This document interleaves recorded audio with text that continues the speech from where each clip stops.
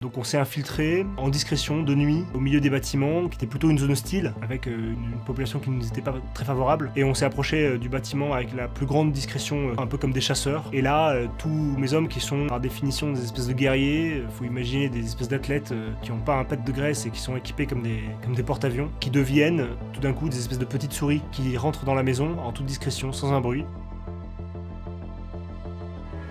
La formation que j'ai reçue, l'une des meilleures. Engagés dans des opérations militaires au sein des forces spéciales en Afrique et au Moyen-Orient, mes hommes et moi avons contribué à libérer des otages, capturer des responsables djihadistes, neutraliser des terroristes. J'ai pris des risques au péril de ma vie. Certains de mes camarades sont morts. Je m'appelle Louis Saillant, j'ai 34 ans, je suis commando de marine. C'est un récit que j'ai fait pour laisser une trace. J'ai fait des recherches pour découvrir ce qu'avait fait mon grand-père qui a servi pendant une petite période de sa vie et je n'ai pas pu retrouver d'archives. Du coup ça m'a laissé un petit peu peiner.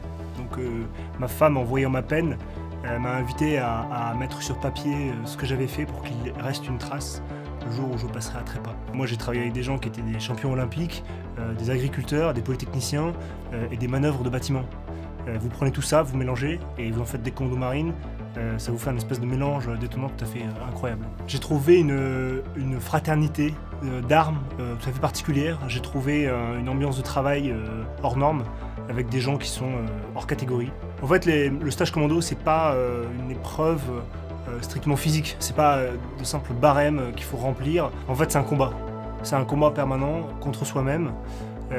Qu'il faut arriver à surmonter. J'ai énormément d'affection pour Socrate, pour le travail qu'il a fait, ce qu'il a laissé à ses élèves et à la cité d'Athènes, pour sa soif d'absolu dans la recherche de la vérité. Il a réformé des idées, il a consolidé des pensées qui étaient majeures et qui ont carrément fondé la civilisation occidentale. Pour saint Thomas d'Aquin, c'est pareil, il a passé une vie en cellule à avoir une réflexion magistrale qui, de la même manière, a fondé tout l'Occident chrétien, helléno-chrétien.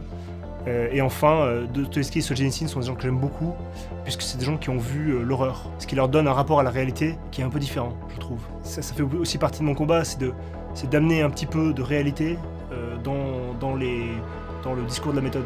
On était en véhicule banalisé, c'était des véhicules blindés, des gros 4x4. On roulait en colonne dans la nuit et on est allé se garer au cœur d'une grande ville. Et la mission, c'était de capturer un homme qui dormait dans sa famille. On savait qu'il était là, maintenant on savait pas exactement quelle était la configuration de sa maison, on n'avait pas les éléments précis sur sa famille. Et il y avait un degré d'urgence qui était lié à une histoire de prise d'otage qui faisait qu'on devait le capturer rapidement. Donc on s'est infiltré en discrétion, de nuit, au milieu des bâtiments, qui était plutôt une zone hostile, avec une population qui ne nous était pas très favorable. Et on s'est approché du bâtiment avec la plus grande discrétion, un peu comme des chasseurs. Et là, tous mes hommes qui sont par définition des espèces de guerriers, faut imaginer des espèces d'athlètes qui n'ont pas un pet de graisse et qui sont équipés comme des porte-avions, qui deviennent tout d'un coup des espèces de petites souris qui rentrent dans la maison en toute discrétion, sans un bruit, toujours au milieu de ce quartier qui nous regarde. Même si on est de nuit, on sait qu'on peut avoir des gens qui nous observent, qui nous scrutent. Et à ce moment-là, moi je rentre dans la maison et j'enjambe des tas de vêtements dans la cour. Et en fait, je me rends compte, après les avoir enjambés, qu'en fait il s'agissait d'une famille endormie. Je poursuis la mission,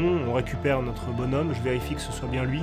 Je me rends compte que la famille dort encore et donc on l'enjambe chacun notre tour les différents membres de la famille avant de sortir de la maison. Moi je suis le dernier à sortir, à veiller à ce que tout le monde soit bien sorti. Il n'y a pas un coup de feu qui a été tiré et les gens sont probablement réveillés le lendemain en se demandant ce qui s'était passé. La mort fait partie de notre quotidien sans qu'on en parle trop. On sait que c'est une occurrence, on sait que c'est une possibilité. C'est pas quelque chose qu'on a à l'esprit en permanence. Ce qu'on a à l'esprit en permanence, c'est effectivement d'avoir un blessé pendant l'action. On se dit bon bah là maintenant si j'ai un blessé, qu'est-ce que je fais? Comment je réagis? La réalité de se dire et si je meurs, c'est pas quelque chose qu'on envisage. Puis il faut savoir qu'on a un emploi du temps qui est très chargé, on est très entraîné, on a peu de temps pour s'arrêter, être un peu oisif et se dire tiens si demain je meurs, qu'est-ce qui se passe? Je pense que toutes les vies aspirent à la grandeur et non pas au bonheur comme on peut l'entendre souvent. C'est quelque chose qu'on doit rechercher en permanence